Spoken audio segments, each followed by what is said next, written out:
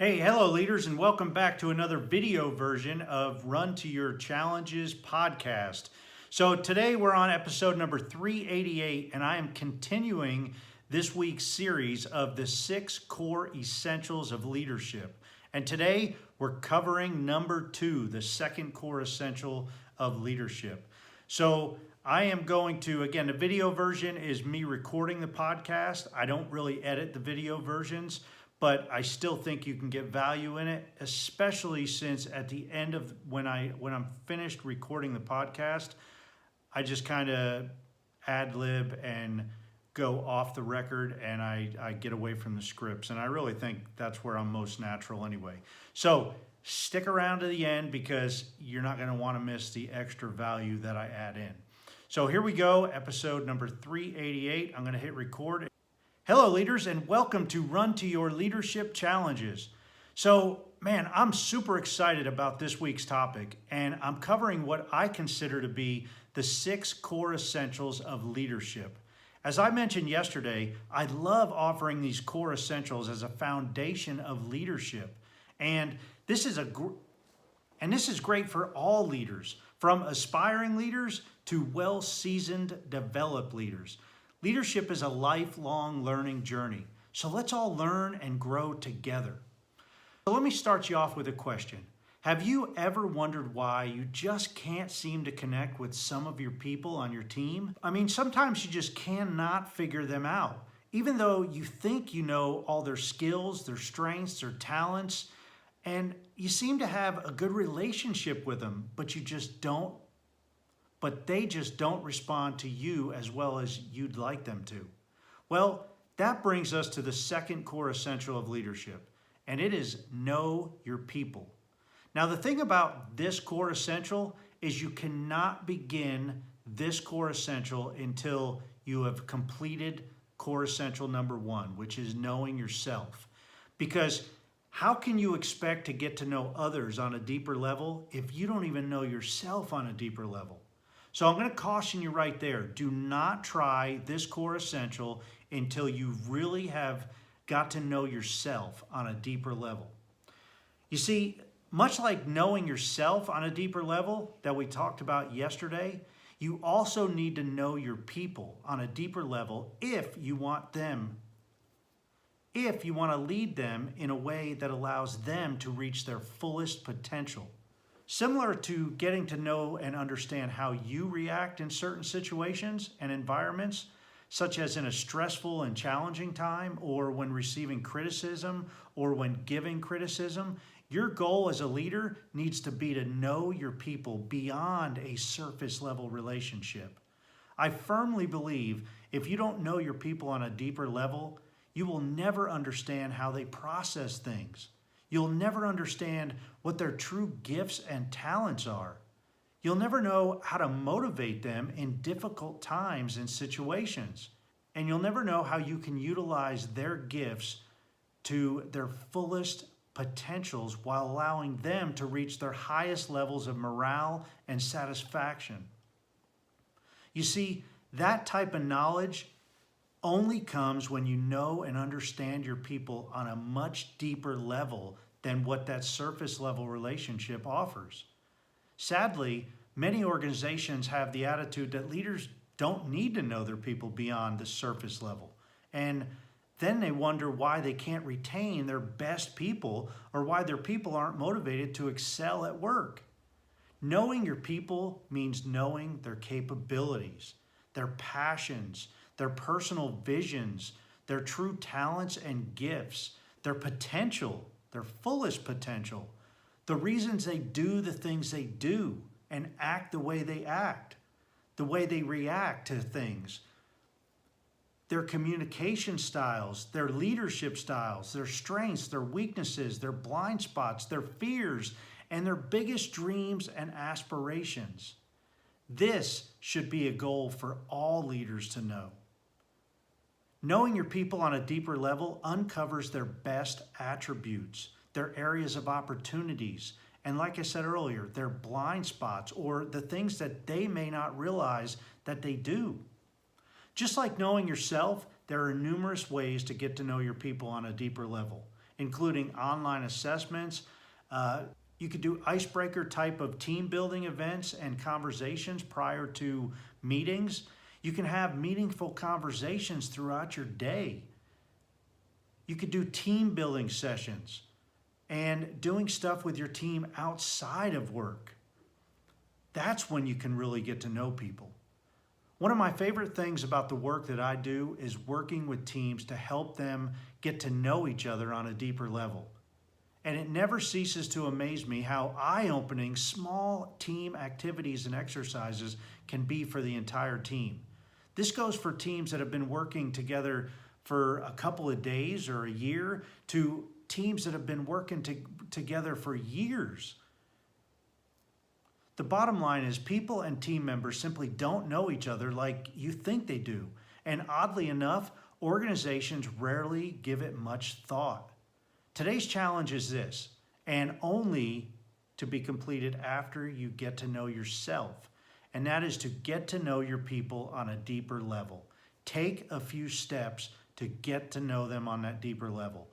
But here's one word of caution. If this is something new to you, don't just try to jump in all at once, as that'll seriously freak out your people. Take it one step at a time and tell them up front that you want to get to know the entire team better. Begin with something small or one of the activities that I mentioned earlier. If you didn't get them all written down or if you need additional information, check out my website at runtoyourchallenges.com for a blog version of this briefing. I will be posting a blog each day this week on my website. You can also email me at paulgrau, that's Paulgrau, at currentleadershipcoaching.com. Hey, that's a wrap for today. As always, thank you for listening and especially for investing in yourself to make your people better. Have a great rest of the day, and until tomorrow, run to your challenges. So let's just go off script, off outline, and knowing your people. So many leaders, and I briefly mentioned it in the script here, but so many leaders really want to get to know their people. However, they forget all about getting to know themselves. And that's a crucial step, because if we don't know ourselves and our tendencies and our natural gifts and our communication styles and our leadership styles and our passions and our everything that we want, our vision, how can we expect to get to know our people? Here it is, leaders, get to know yourself. That's why that is always the first core essential. I wrote a book a while back, or it's an ebook. You can get to it, or if you want it, just email me and I'll send it to you. It's called The 5 Steps to Get in the Current. You see, my company is called Current Leadership Coaching. And the idea behind the current is a current is something that's always moving, okay, in a positive direction. Whether it's water, whether it's electricity, whether it's air, it's always moving, it's always flowing. But a lot of times we get stuck in that stagnant water on the side, right? And our career just kind of stagnates. Well, that was the whole idea of getting in the current. So I wrote this ebook called The 5 Steps to Get in the Current. The first step to get in the current is to know yourself. Get to know yourself on a much deeper level. The second step to get in the current was to know your people, but only after you get to know yourself. And when you get to know your people, that is my absolute favorite part of my job. I love coaching people one-on-one, and I love coaching teams. But man, when I can go into an organization and work with a team, and ultimately I love helping them navigate their conflict. I mean, everybody has conflict, right? So when I can go in there and I can start them off with a DISC assessment, it takes about 15 minutes. I always try to have them take the assessment before I get there so I can know a little bit about the team and know, kind of what I'm dealing with here. And I set up some activities to pair up the different types. And the cool thing is the DISC assessment is not to put anybody in a box. It's a communication tool. And the better you can communicate with each other on your team, the less conflict you're going to have. And this is a proven method. And I love working with teams that have conflict, because And I'll be truthful with you. I've worked with some teams before, and I've texted my wife after about 30 minutes saying, man, I'm a little worried, because there was so much conflict and so much tension in the room that, man, I was just praying that nobody had a weapon. But within the first hour or after the second hour, they were shaking hands, they were hugging each other, and then they went out to lunch with each other. So I've seen this work. I've seen this method work with the roughest, most conflicting teams out there, and I know it works. And it is revealing. So when you get to know your people, that's when you start to develop those deep relationships. And it's only below the surface when you really get to know your people. That's how you really get to understand how to communicate with them effectively. Because a high D on the DISC chart, for example, is very direct, all right? They don't care so much about their people. So the I's and the S's, who are natural people, all right, they're worrying about the people. They love being around people. But the D's don't give a rip about the people. All they care about is getting a task done. So when everybody understands that, and they understand that to communicate with a D, you have to be short and sweet and to the point and get in and out of their office and don't waste their time. That's the way you communicate with a D. That's how you speak their language. And if you can do that, the D's going to be happy. But if you go into a D's office and you just keep going on and on and on about how great your weekend was and how you got plans for next weekend, or you're going to take some leave and go lay on the beach, they don't care about that. All right? So don't tell them.